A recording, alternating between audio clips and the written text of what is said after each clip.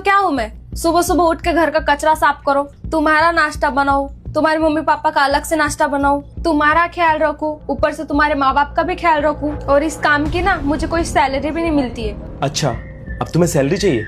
अरे जब से मेरे मम्मी पापा आए ना, तब से तुम रोज ताने दे रही हो कि नौकरानी हूँ मैं, नौकरानी हूँ मैं।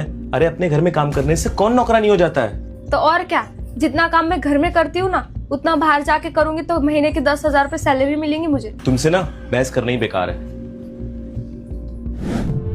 और कल मेरी माँ ने एक कप चाय क्या मांग ली तुमसे?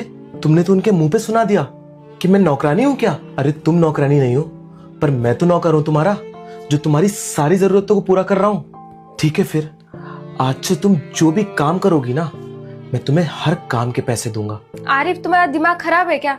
अब मैं इस घर में पैसे के लिए काम करूंगी? मैंने तो तुम्हें कभी नौकरानी नहीं समझा, हमेशा एक रानी की तरह रखा है।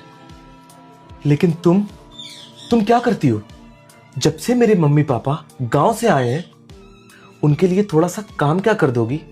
इसका मतलब ये नहीं कि तुम नौकरानी हो, और तुम बाहर से आई हुई कोई लड़की नहीं हो, इस घर की बहू हो। तुम्हारा कर्तव्य है मेरे मम्मी पापा को खुश रखना, इस घर की सेवा करना। हाँ तो आरिफ, इसका ये मतलब नहीं कि मैं 24 घंटे तुम्हारे माँ बाप की सेवा करते रहूं। अरे मुझे भी तो वक्त चाहिए होता है, मेरे भी तो कुछ काम होते हैं। और मैं भी तो बाहर जॉब करता हूँ। अरे कभी कभी तो ओवर टाइम कर लेता हूँ, तो इसका मतलब मैं नौकर हुआ? जैसे मेरा फर्ज है ना बाहर से कमा के पैसे लाना, वैसे ही तुम्हारा फर्ज है इस घर को संभालना, माँ बाप की सेवा करना। इसका मतलब ये नहीं कि तुम नौकरानी हो गई। ठीक है आरिफ, मैं समझ गई। आई एम सॉरी, मुझे माफ कर देना। मैं सही बताऊँ तो ये सब घर के कामों में मेरा दिमाग खराब हो जाता है, इसलिए कुछ भी बोल देती हूँ गुस्से में।